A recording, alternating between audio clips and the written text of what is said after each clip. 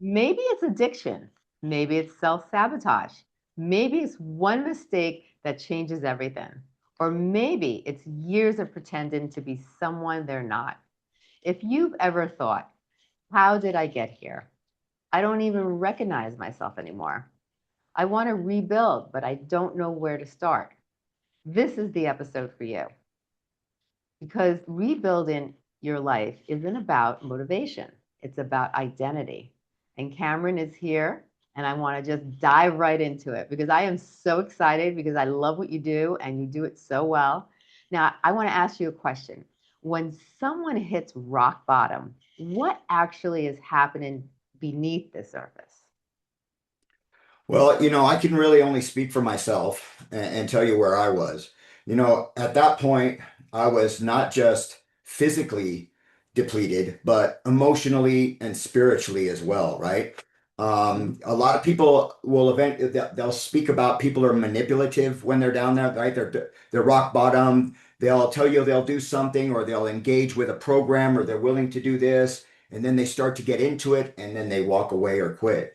And the truth for that about that for me was that I just didn't have any gas. I Yeah. was bankrupt. I didn't have anything left to give. And so every time I did commit, I hit rock bottom and I was like, yes, I do want to change. I really meant it. But after a couple of weeks or months or whatever, it was just too much for me. And I went back to where I knew I could at least survive, right? That stasis where I didn't have any pressure on me anymore. Right. Now, nobody wakes up and decides to wreck their life. So, how does it actually happen? It's a long spiral downward, right? So for myself, and I'm really glad you hit on identity because that's really what kept me locked into it for over 20 years. Um, at first, it was a coping mechanism. I was trying Hmm. to cope with some childhood trauma, Yeah. right? And I was using on the weekends, and then eventually it grew into more, and it was keeping me at a complete stasis, right? I Yeah. wasn't moving forward, but I was able to cope with what was going on in everyday life. But eventually I hit the end there, Yeah. and the system got a hold of me. And the truth is we do the best we can with the resources we have in the systems Hmm. that we've created, but it's usually not the best. Yeah. And so once I got exposed to the criminal justice system, I started to identify like that, right? Yeah. Just real briefly, I came back from the Gulf War. I fought in Desert Shield, Desert Storm. I Hmm. did not suffer some battlefield trauma. My trauma came from my childhood. I don't want to disrespect any of my veterans, but I came back and I started to spiral out of control because that stuff had become untenable. And Yeah. as I spiraled into the criminal justice system, I began to identify. I began to pick up different mindsets and attitudes and stances, right? Like the victim stance. Suddenly, I couldn't believe how many victims I met when I went to prison. I went to prison and everybody had a victim story about why they were there. Right. Um, but that locks us into that attitude, and then we stay looped into that Yeah. identity. Hmm. It's so true. Now, is it a slow compromise? Like, is it trauma? Well, for me it was. I have seen, and I would like to say probably predominantly, it's people who have been traumatized are more susceptible to addiction, period. It's just a way of, as we talked, it's a way of coping. But I've seen other people that just wanted to experiment with drugs, and alcohol, get caught up and swept up into the lifestyle. Um, neuroplasticity says that by thinking alone, we shape our brains, right? Yeah. By thought alone, you actually shape the neural network of your brain. And Hmm. so long-term addiction literally hardwires people's brains to Yeah. be addicts.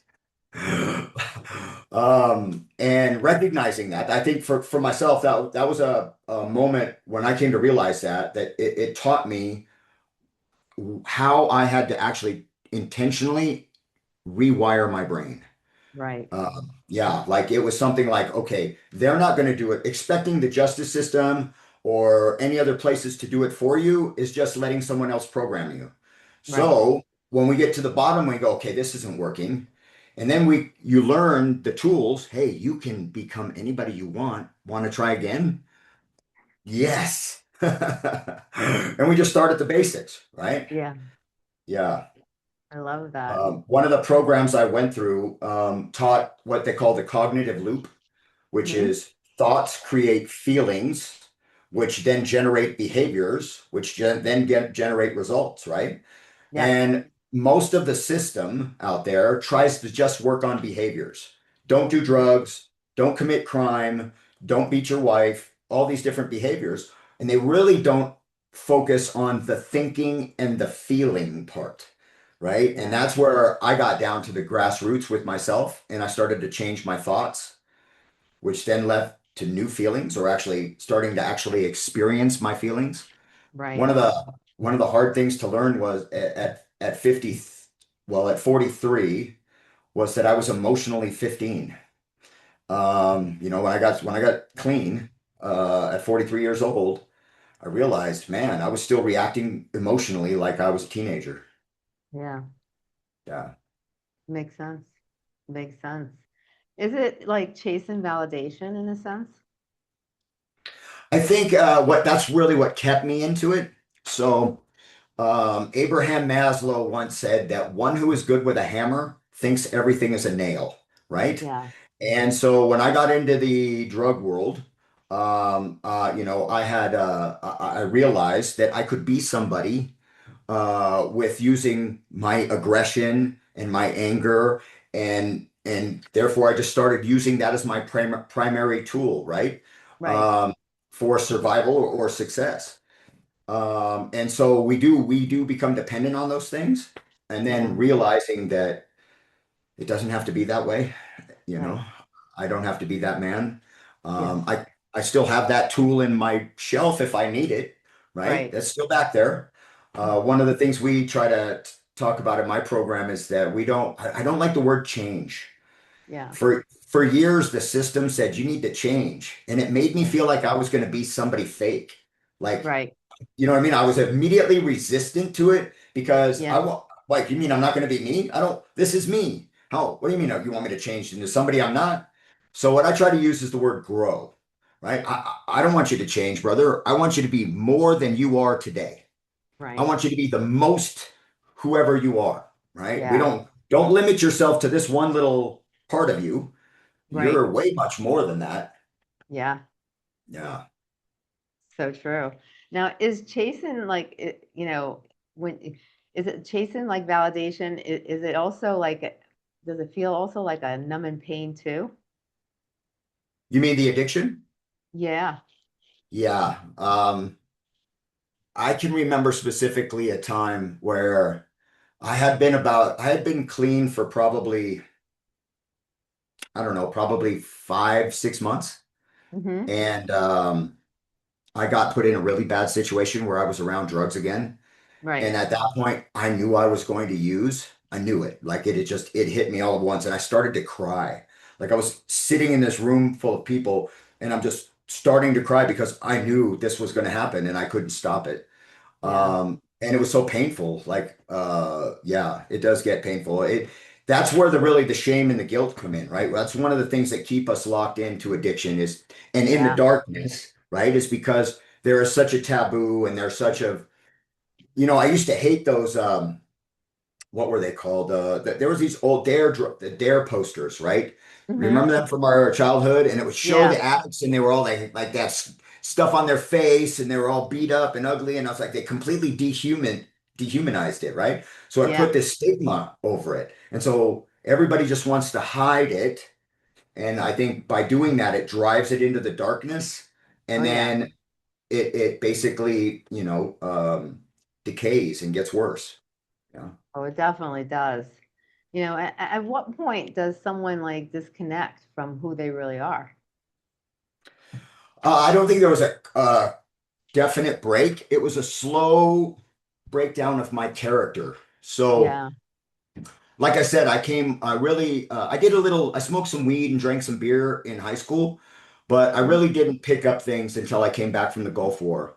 And my marriage started to fall apart and I spiraled hard, right? Right. And got involved with methamphetamine while I was still in the military.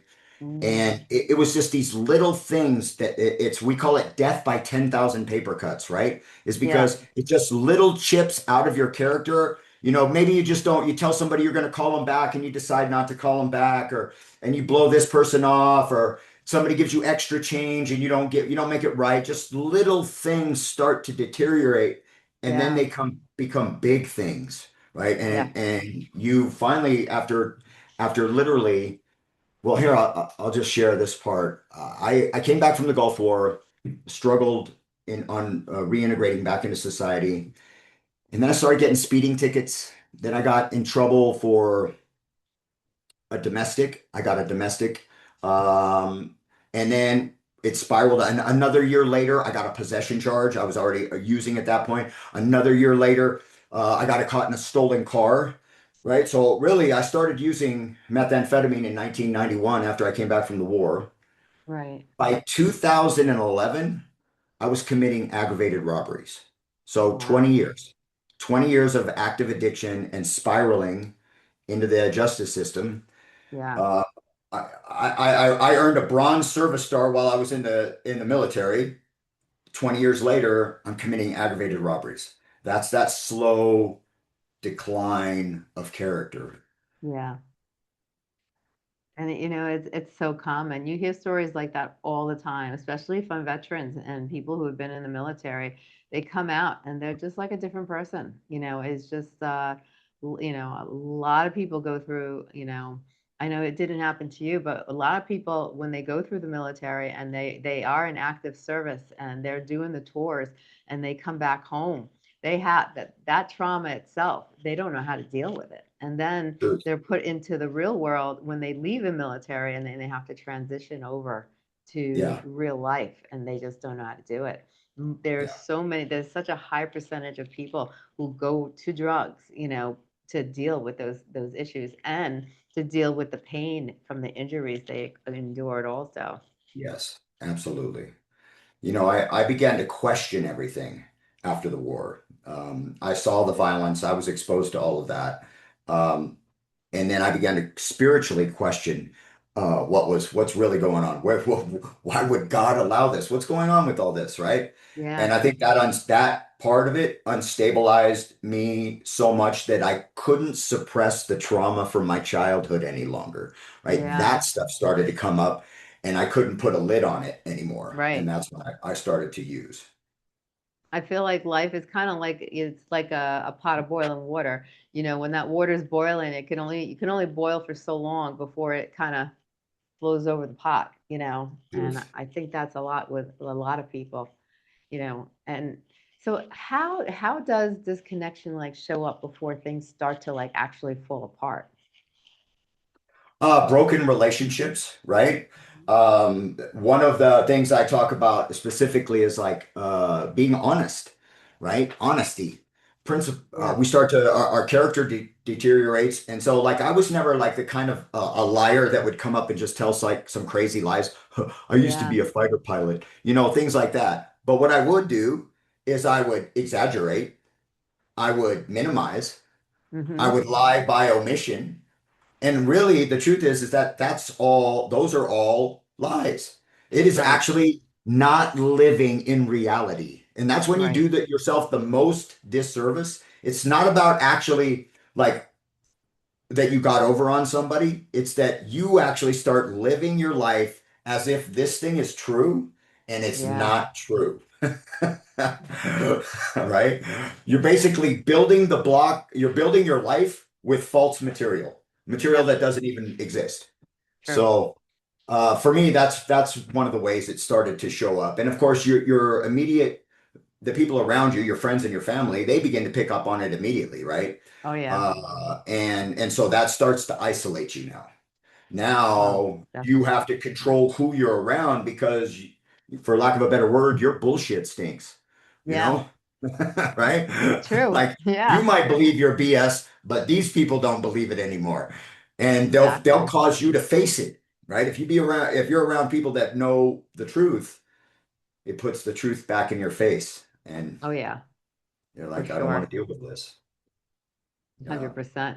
The great news, though, is that the opposite is true, right? So all these things that tear us down, the opposite is exactly true too. Once you start Yep. to intentionally align yourself with principles, Mm-hmm. you can rebuild your character. Oh Character yeah. is not something you're born with. It is Yep. something you create and maintain, right? You can 100%. manage this. And for me, and for what I've seen in my professional life now, they're everywhere. Like what I mean is like maybe you and I have different principles. Like maybe for you, respect is more important than, say, courage, Right. or maybe diversity is more important than loyalty, or whatever Mm-hmm. they are, right? There's these things that, and that's Yeah. great. Everybody should decide what they want their to express out of their life. But once you figure out what that is, align with it. Let Yep. it become like guardrails in who you are. 100%. I Yeah, agree. I agree so much. Now, when someone loses a career, a relationship, reputation, or sobriety, the real damage isn't external, it's internal. So they think truth. I'm a failure, so why do people, fuse their identity to the worst chapter? Well, like I said, I think it's a progression, right? Mm-hmm. They start to, the relationships start to deteriorate. And for, like I was saying earlier, I was emotionally, spiritually, physically bankrupt, and I Yeah. couldn't stand the weight of Mm-hmm. my actions, the Yeah. consequences, right? All this Right. after that karma is real, guys. Like you cause and effect, the law of cause and Yep. effect does exist. And so for myself, the weight of the consequences of my own actions began too much for me to handle. And so I Yes. began to shift more and more away from it. Right. Not because I was like being manipulative or evil, but because I couldn't take it. I couldn't withstand it. I was trying to save myself by not accepting responsibility. Does that make sense? Right. Yeah, I get it. I get it. So, Yeah. how does shame and the secrecy keep someone stuck? Uh, well, it's taking responsibility, right? So Hmm. there's a difference between shame and guilt, Yeah. right? Okay. Shame is I'm a bad person, right? Guilt is I've done a bad thing. And that's a big shift. Yeah. A lot of us deal with shame. So I'll be real honest. I'll get real with you. So one of the things that kept me locked into addiction for a long time was my shame surrounding the fact that I was an abusive and neglectful father. Mhm. That's the truth. I didn't like beat my kids, but my kids saw me get violent. They saw me get violent with their mom. They saw me get violent with other people in the house. They saw me lie, and that's abuse and that's neglect right there. Yeah. But my children still loved me, right? They still would, even though when they were afraid of me, they would still come and be with dad, and I would focus on that little thing, and I wouldn't want to accept it. No, no, that's not right. That's not. No, my kids love me. That's not real. And that took decades for me to realize. Hold on, Cameron. Yeah. Until you accept responsibility for this thing, you Right. are not going to be able to move past it. Yeah. Yeah, and it was a big, big moment, right? And to be able to look in my daughter's eyes and be real and accept that from her, right? Right. And not like the truth is I don't get to decide if they're willing to forgive me. Like Yeah. that's them, right? The only thing I can do is be accountable for it, be real with it and accept responsibility. They have to do their own process, and that's the truth. I lived in a very disruptive, dysfunctional family. My mom was an addict, and that's kind of where I learned my coping mechanism. And then Yeah. I passed it on to my children, and that's the truth. Like, and now at my age, I'm 15 years in recovery, and I'm watching them struggle, right? Knowing that their struggle is my failures as a parent. Truth, Right. right? And I Hmm. have to own that. Right. Yeah. Do you do So you to think? answer your question, for me, that Yeah. getting out of that shame was to be first. So let me come back a little bit because this is really important, and I think your folks need to hear this, Yeah. especially if you're dealing with a loved one or somebody else who's going through these problems too. This may Hmm. not seem like the answer, but at first, you need to help them fill their cup. If Yeah. they're in a point where they can't accept responsibility for their actions, they lie Hmm. constantly, they manipulate, or at least they appear what you think they're being manipulative, it's because they are so broke. They're so lost themselves. And so Yeah. starting to remind them of the good things they've done in their life or who they used to be. Hey, don't you remember that one time you did this for Aunt Sally? That was so Mm. cool. We used to talk about that for years. Remind them of the goodness that they have also done in their life, right? Start to Yeah. fill their cup so they can get strong enough to start to slowly accept responsibility for the things they've done. It doesn't Yeah. happen all at once. It doesn't. You don't just fill your cup and all of a sudden you go, "Man, I've done all these bad things. I'm so sorry."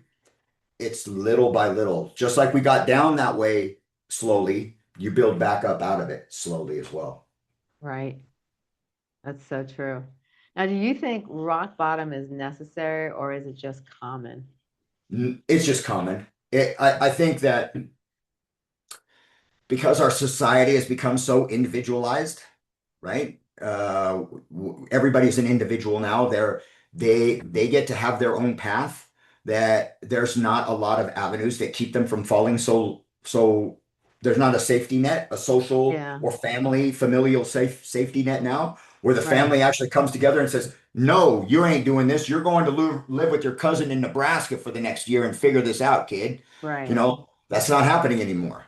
Uh, so that people do, unfortunately, but I don't think it's necessary. I've seen people figure it out. I was a Yeah. slow learner. I had to go the difficult path. I just don't get it. No, do it again. I just don't get it. But there are people who they realize real quick this is not the life they want, Right. and they make a correction. One of my mentors, Jim Rohn, he's got this great quote. I think he took it out of the Bible, but he said that you should live your life hot or cold. Right. And basically, what he says is, what I think that means is just go hard at whatever you want to do, right? Yes. And then they say, well, what if it's the wrong thing? And you go, and he says, well, then you'll find out real quick, Right. and that's truth. For 20 years, I just screwed around and did little things and slacked off and nothing happened. And then as soon as I went hard left, I figured it out real quick. I needed to Right. change. Yeah. I love that. Now, being authentic sounds nice, but what does it actually mean in recovery? Like, is it radical honesty or is it like taking responsibility or setting boundaries? You know, is, you know, All of the above. And I think redesigning who you want to be. yeah. Really. And I think it's funny. You mentioned earlier, we were talking earlier about how you wrote some stuff down, right? You started with a plan. Me Yeah. too. Like this is actual copy from jail 15 Wow. years ago. This is me writing down what I really believe, who I want to be, what this is all about, and Hmm. taking it out of my head and putting it down on paper. And Yeah. then I was able to look at it and go, okay, this is wrong. This I want to keep. This I Yeah. believe in. That's not really how it is. And Right. and and basically refine it, right? Because now it's Yeah. not just in my memory. Yeah. So I practice by being honest, like just like that moment in order to be honest to your listeners and watchers about being an abusive and neglectful father. That's hard to Hmm. say. The Oh, yeah. reason I keep voicing it is because I have to remember that. I need to continue to take ownership. You just don't take ownership once. You Yes. you continue it. It's a process, and that's what Yeah. keeps me in recovery is the Yeah. willingness to go back to my shit and say, look at this shit. Isn't this horrible? You know? Yeah. It's basically letting people see the real you. Yeah, and being okay. That I really think like addicts are like they're what can recovered addicts are who can Hmm. really help our society. I think our society is Yeah. getting really spread apart, Yeah. really bipartisan, really one way or the other. And Yep. I think that as people get more in recovery and find personal development and wellness and all of these great things Yeah. and bring it back into the community, right? Hmm. Like that's the big thing. It's just like it's not just for you, it's for everyone. Like Right. my trauma, when I was in trauma and acting in my trauma, all I did was traumatize people. But Right. now that I'm in my recovery, I need to help people recover, right? Right. That's I got to give that away too. Yeah. I love that. Now, why is authenticity like terrifying at first? I think that maybe people don't really want to accept who they are because of Yeah. all the everybody telling you who you should be, right? Right. And if you don't fit in any of these little markers here, then you Yep. feel like, "Oh, I can't let them know about this thing." Yeah. When, and that's why we start to live unauthentic lives, and that's torture, Oh, right? yeah. That's why people get to be in their middle age and there's just horribly hate life and everything is because they've been just living on unauthentically, right? Yeah. So being the ability to be real and accept. And for me, it's come from humor. Yeah. Humor was a big thing. Being able to laugh about myself, Hmm. which is one of the things my dad gave me. Yeah. My dad gave me a great sense of humor and the ability to make fun of myself. And always remember that I can hear his voice constantly when I do stupid things. It helps me remember uh, who I really am. Right. I love that. Now, when someone rebuilds the right way, what are they actually rebuilding? For me, it was character, and here's what I mean is like a solid foundation of principles.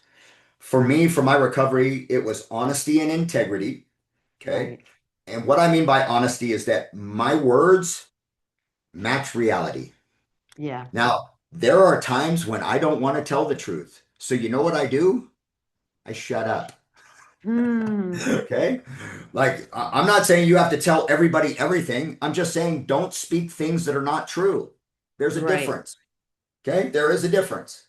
So, learning, and I did that while I was facing 600 years in prison. I was facing 600 years, and I made a commitment. I said, from now on, anything that comes out of my mouth is going to be reality. And if it's not that way, I just don't speak.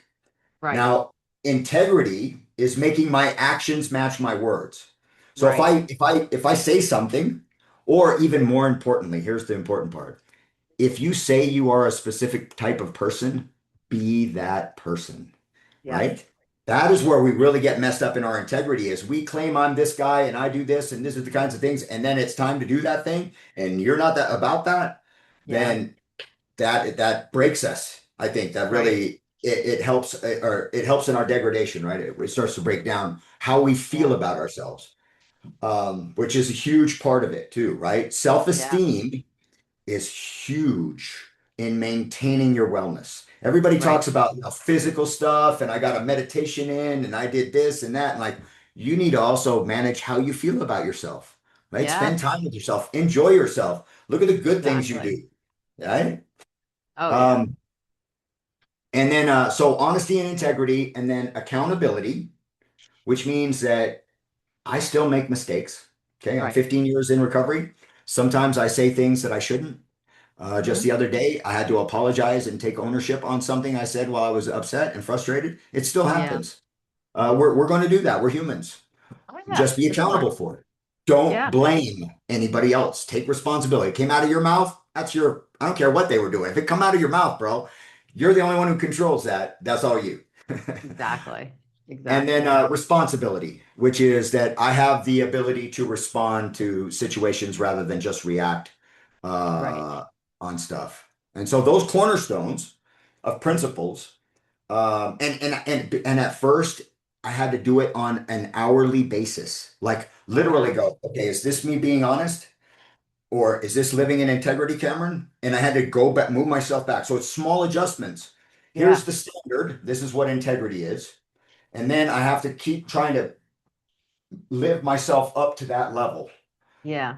And at first it's a struggle. And I did this on the inside of a prison. So I started to rebuild myself with these building blocks, if Right. you will, right? These eternal building blocks, putting them inside me on a daily basis. Hey, Cameron, is this being responsible? Is this being accountable? Are you being honest? Yeah. So for me, that's really, I think that gives you a more solid life. Now, I know people who are sober and they're still really not happy. They're Right. not leading healthy lives. Yeah. They're they're still, angry a lot. They still struggle. And Hmm. the reason I think that is because while they're not using any substances, Yeah. they haven't intentionally recreated themselves to be Right. somebody that they love and respect and feel good about. Yeah. 100%.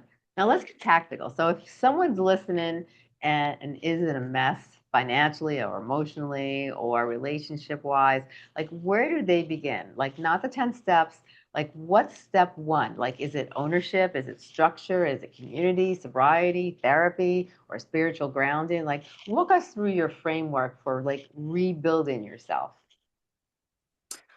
Introduction. I would introduce some principles. Well, first, I love this. This is another quote by Jim Rohn. He says that anything that can be measured can be improved. And Mm, so the first step of improving anything is take a measurement. right. And and so if you're like you said, if they're not like their life is in a complete mess and all these bad things are happening that you hear all the time, go make an assessment about where your life can be improved. Talk to your Right. family, talk to the people that are around you on a daily basis, talk to your coworkers, right? Take an assessment Yes. about from other people's opinions, like who am I? What's going on? How do you feel? Then Right. start there. Then once we have a ground reading, and the thing is trying to find people who can be honest with you and say, "Oh Yeah. yeah, Cameron, you're a real ass sometimes. Yeah, you shouldn't Mhm. drink." You know. um, and then once we do that, create value. Yeah. Um, we, as human beings, we don't like to do things that suck. Mhm. So this is another great quote: is when the promise is strong, the payment is easy. Okay. Mm. So what you got to do is you got to make the promise strong to you, Yeah. right? You got to make it valuable. Like Yeah. if you're going to have to do something that takes intention, attention, time, energy, Yeah. then you have to say, man, I really want this thing. Because Right. if you decide, man, I really want this thing, this is great, I'm going to get it, Yeah. then you make the sacrifices that it takes to get there. Right? Just like Mhm. you were telling me earlier that we drew this life out we wanted, right? We said, okay, this is really what I want, but I have to emotionally connect to it on a daily basis so Yep. that I want to go through the hard work necessary, the Yeah. rejections, the sacrifices, the 20-hour days or 18-hour days we have to put in, right? Yep. All that has to be of value to us. Agreed. So and for me in my program, that's one of the first things we try to do is find where the value is for the client, right? Right. Somebody's coming in new to recovery. What are you interested in? Talk to me, right? We make a connection. There's this great TED Talks. It's by this guy by the name of Johan Hari, and it's called Everything You Know About Addiction is Wrong. And Yeah. in there, he says the opposite of addiction is not sobriety, it's connection.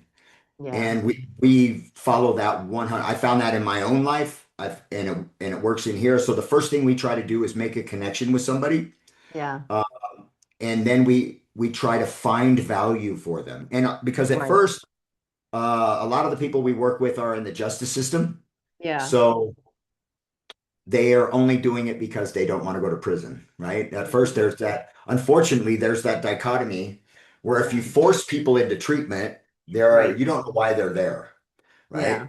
And I'm here to tell you folks, you cannot coerce somebody into recovery.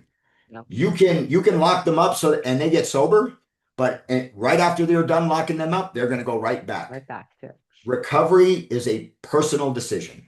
They have to want it, but you can't coerce it, but you might be able to inspire it. And that's the Yeah. difference, right?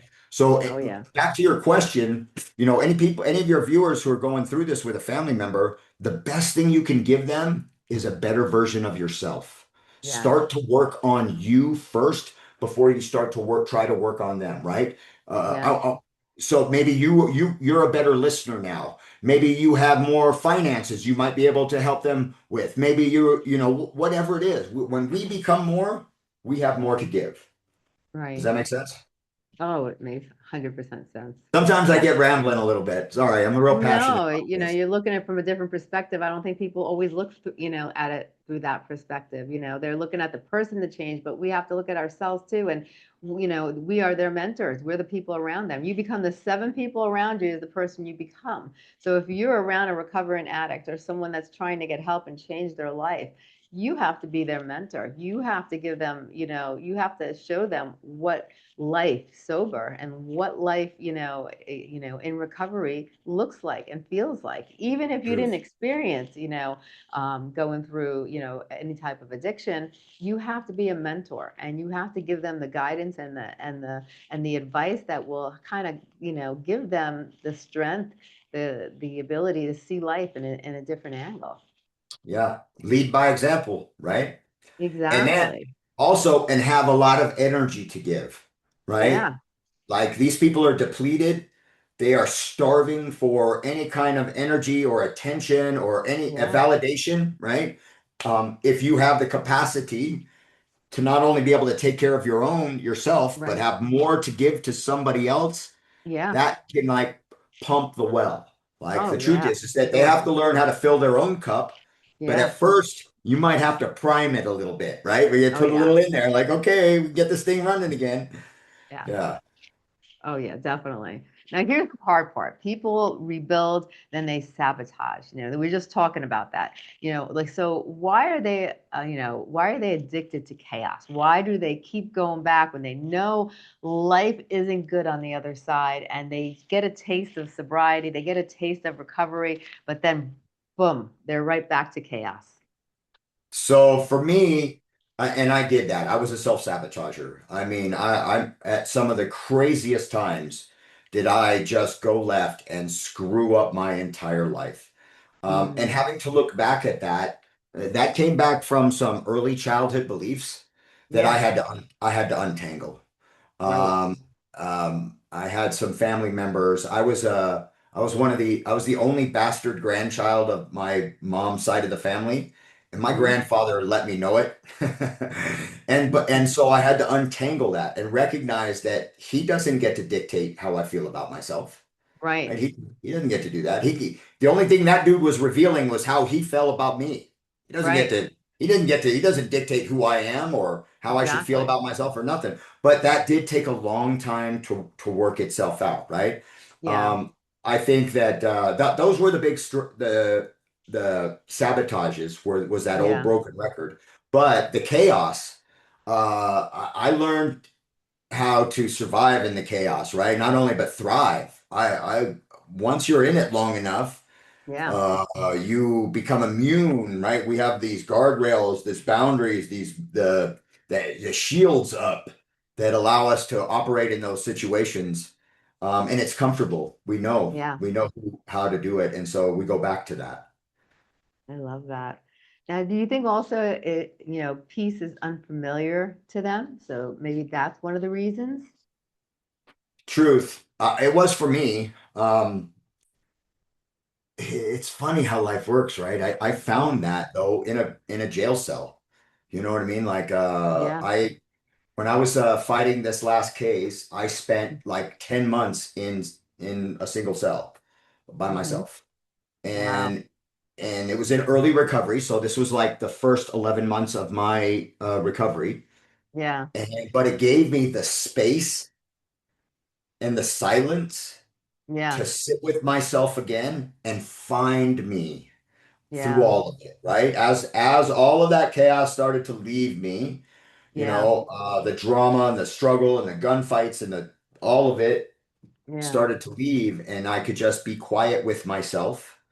Um, and even with at that point, like I said, I was looking at 600 years.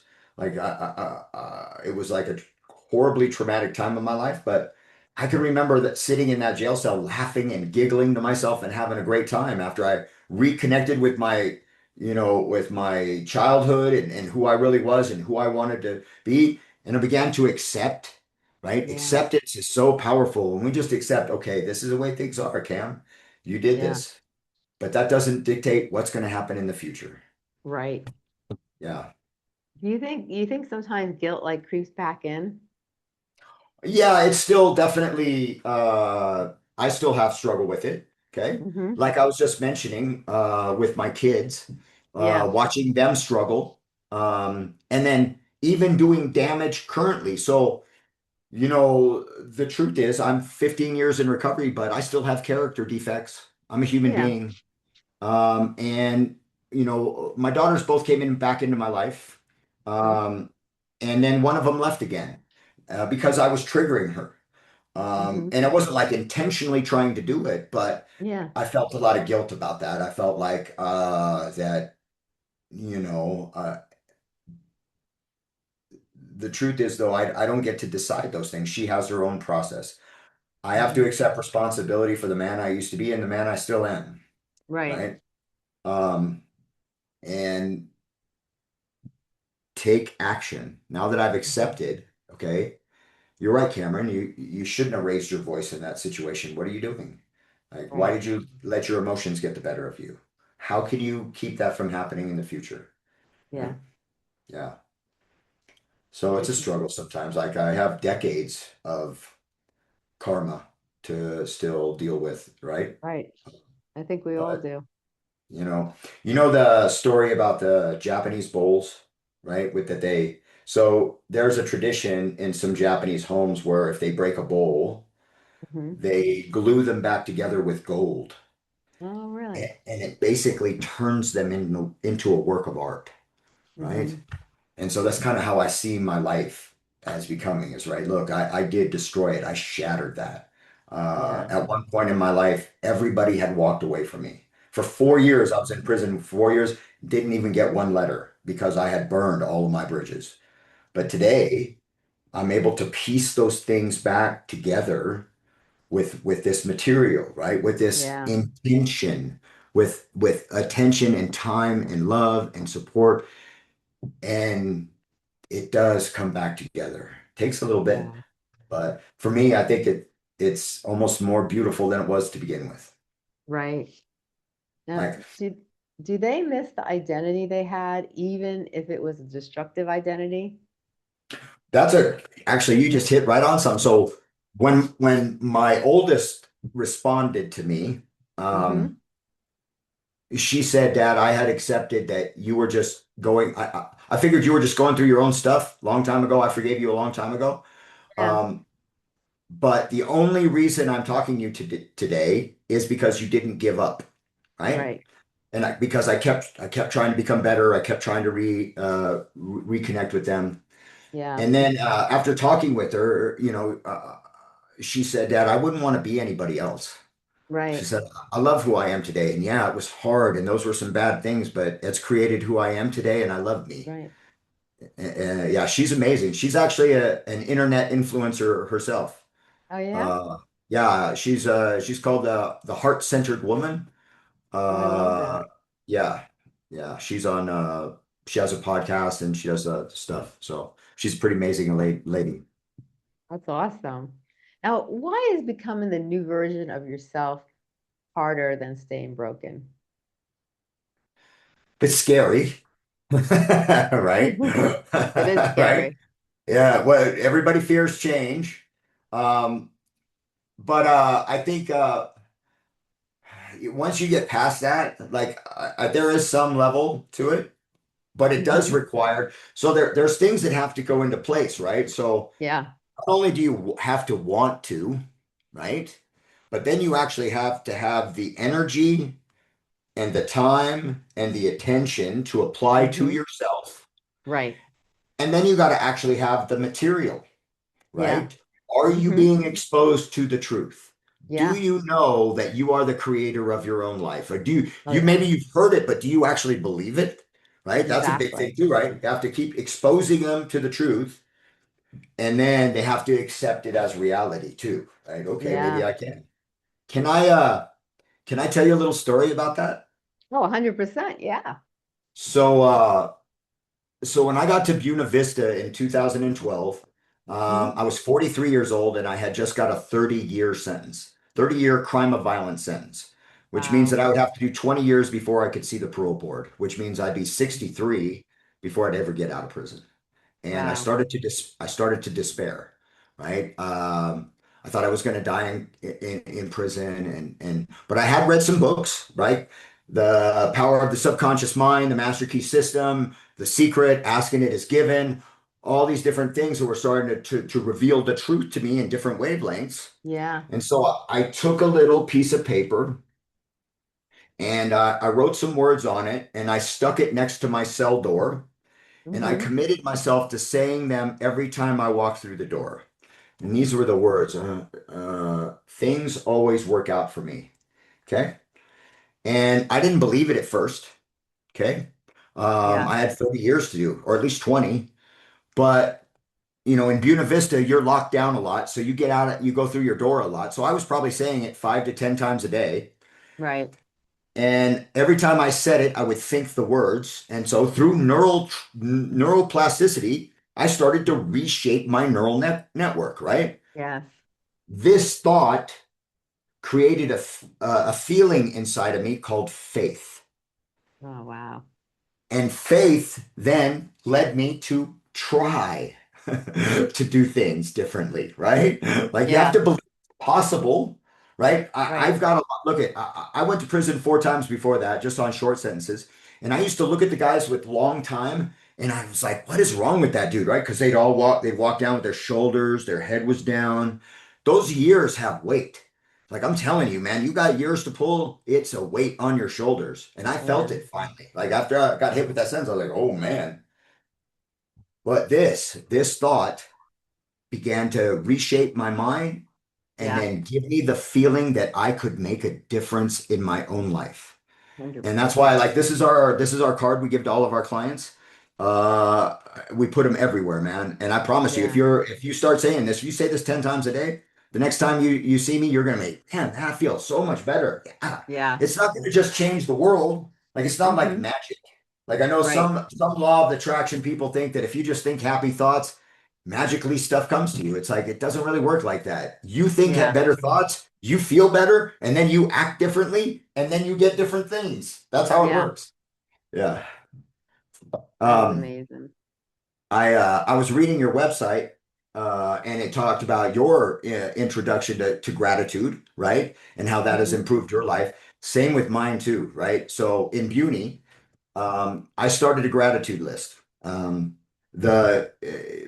They turn on your lights in your cell at 6 a.m., but they don't let you out for breakfast until 7. So you have an hour, right? So that Right. hour, I would make my coffee and I'd sit there quietly in my cell and I would write down 3 things I was grateful for every morning.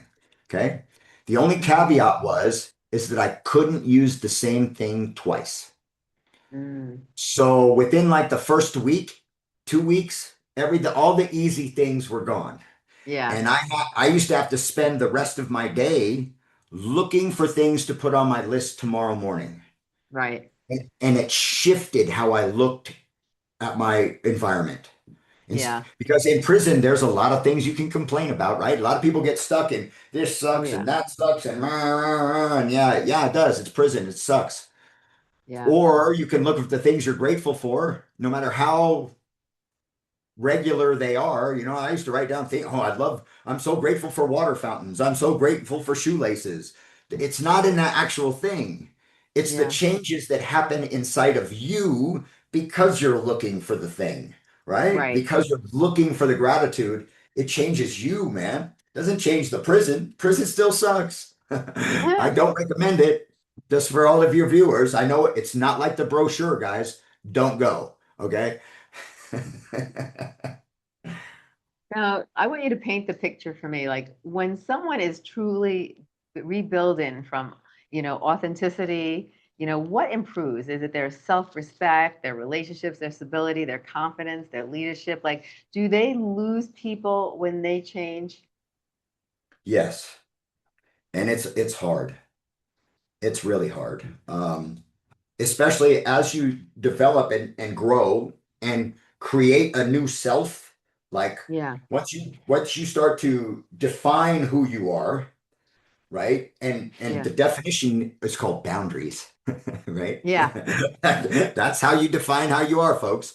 If you don't Yep. have boundaries, you don't have a defined self. You are Yep. into that. And I think that's a big problem in our society right now is Oh, people yeah. people are lost about who they are, and that's because they don't have the boundaries they need in order to contain a solid self, Exactly. a self-opinion. Um, but once you start to assert those boundaries, people will push away. And it's Yeah. unfortunate. I had to look at people like I had brothers that I had been through, like you don't even know, like real Yeah. stuff, gunfights and trauma and bad stuff. And I had to look at them and tell them, man, I love you, but we can't hang out anymore. You know, Right. as long as you're getting high, and they were like, "Hey, Cameron, what, you better than me now?" And I'm like, "No, brother, this is boundaries are for your protection." Okay, remember Yeah. that, folks. Boundaries are not a judgment against anybody else. I Yep. love them. They're still good men, but I have to Hmm. hold those boundaries because I can't take a risk at going back again. That's it. Exactly. I'm so blessed to be out of prison to begin with, or Yes. and to have my life back connect. I have to hold these boundaries. Yes. It's just for me. Right. But it's hard to lose people. Yeah. How do you Yeah. handle that? Create new relationships, right? The Hmm. truth. Um, I accept that as well. That's just for me, I was real fluid in life. Hmm. What I mean is, I was kind of like a chameleon. Hmm. A lot of people like maybe they hang out with one little clique or circle Yeah. of people. I hit them all. Like I would go everywhere. I'd hang out with these people for a few months and then go run up here on the north side of town, and I'd be over here and I'd be over there, Yeah. and I was just everywhere. I was just real fluid. And so for me, in my path, my understanding about what life is about is that people come and go. It's Right. have you ever read the book Siddhartha? Do you know No, I Siddhartha haven't. by Herman Hesse? It's great. It's about the early years of the Buddha, Hmm. and he talks about the river, right?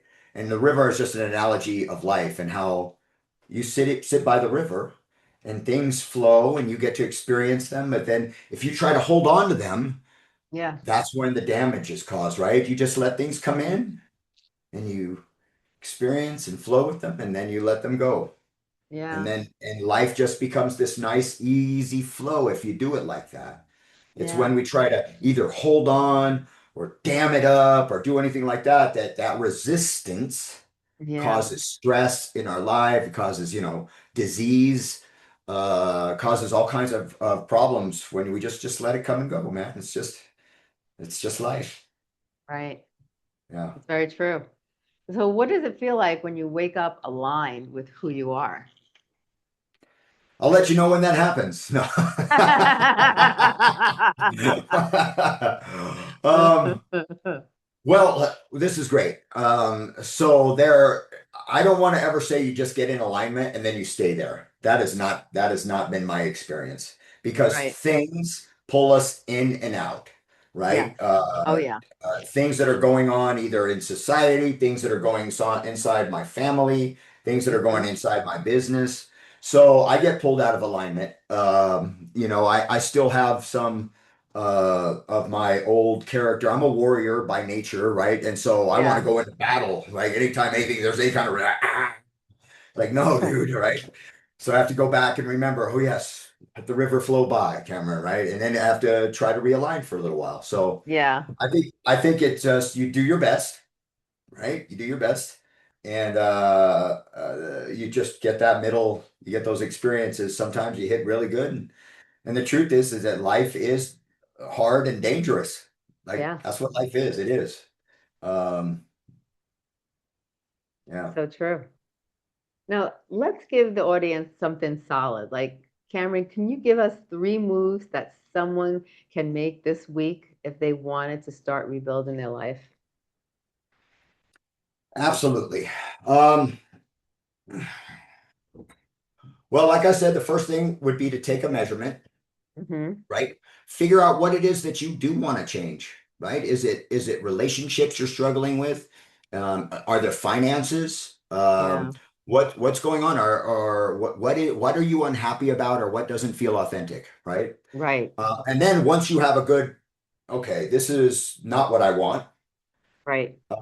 Now we can start looking for what we do want, right? Yeah. So this actually happened in my cycle.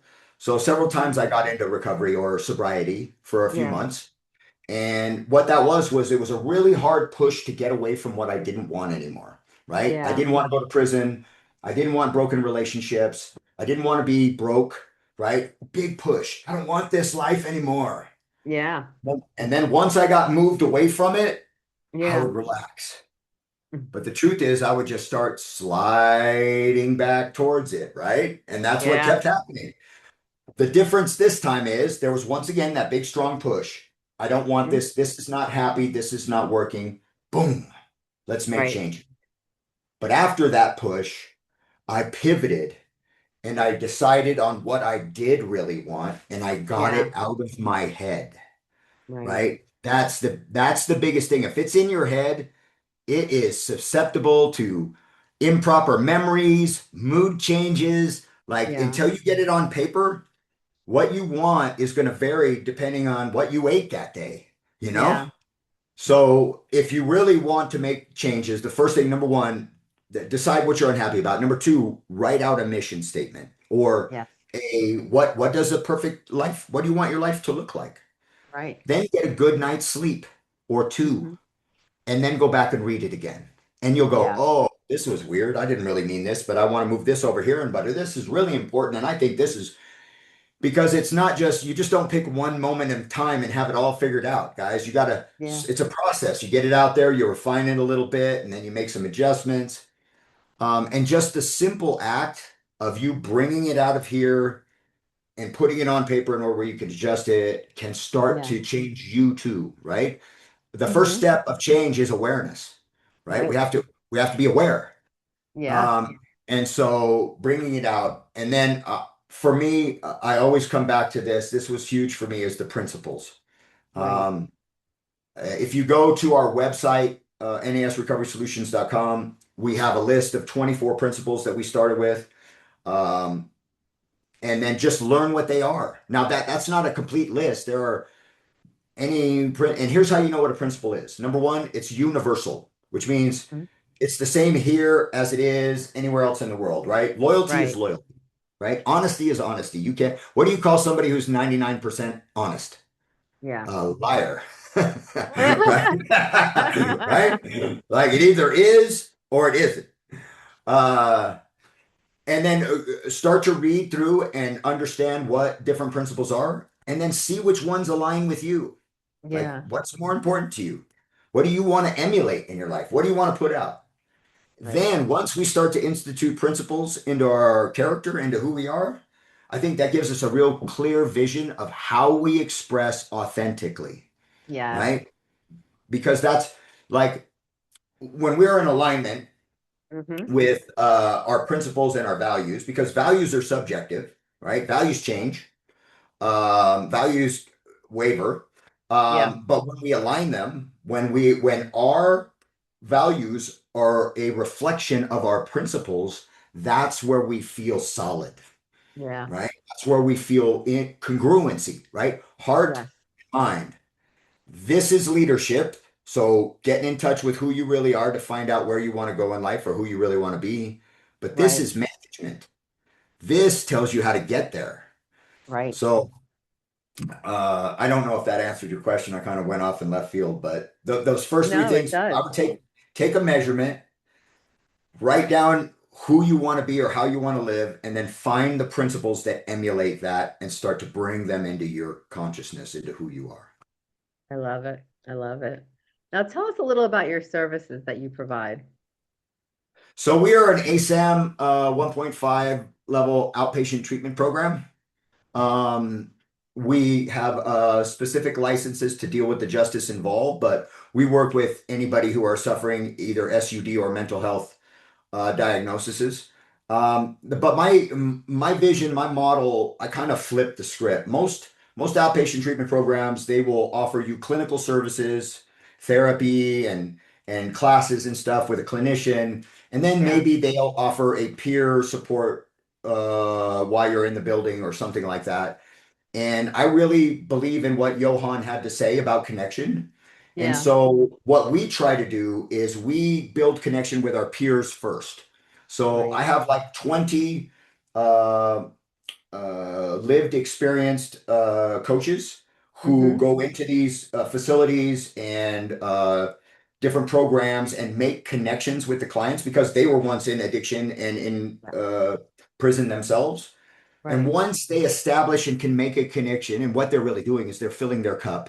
This is where I Yeah. get that. Like they're spending time individually and in workshops with them, hearing what they have to say, giving validation to the things they've experienced, Yeah. um, giving them attention and energy, and starting to fill their cups so that when they do get to the clinical therapy, which I'm not saying we're replacing, we don't replace it at all, but we want to Right. prep them first so they can Yes. actually take advantage of the treatment when they get to it, right?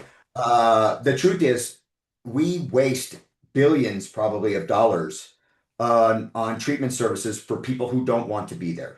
It's Yeah. unfortunate, but unless they're ready, unless they want it, they're not going to get it.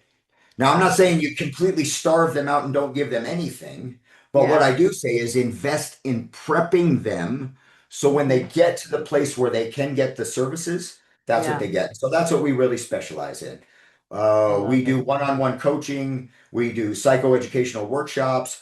We really believe in activity and action. So Mhm. a lot of my coaches are CrossFitters. So we'll have a SUD workshop and we'll talk about how we live authentically in our recovery. And then we'll go do some clean and presses, right? Let's go actually do something with that, right? We just don't go to sit in Yeah. a classroom. Let's go out and do something and lock Right. that into our body. Our body keeps the score, right? Yeah. This is where you store your trauma. This is where we need to infuse our healing. Yeah. So we're also big in community and activity. It's not just cognitive. We believe in mind, body, and soul. Hmm. So we want to provide the cognitive psychoeducational programming as well as Yeah. life skill changes, right? Nutrition and exercise and health and wellness and all those things, and Right. then help them find themselves spiritually Yeah. uh, and connect with some sort of faith or nature. We take them out Yeah. into nature, man. Let's go hang out into some of these guys, man. They haven't been out in the woods or up in the mountains, and they live in beautiful Colorado. Dude's lived here for 25 years. He hasn't been out up in the mountains in 20. You know, it's like, man, let's go Yeah. hang out. Let's go look at the squirrels, man. I love it. I love it. Now, for the listeners, I want you to know that you are not your worst decision. You are not your lowest moment, but you are responsible for who you become next. Rebuilding your life isn't about image, it's about integrity. And if this conversation hit home, don't ignore it. We're going to include Cameron's information in the show notes. So if you want to learn more about his work, go into the show notes. All the information will be there. And if this episode gave you the clarity that you need, follow the show. We're not here to entertain, we're here to help people rebuild.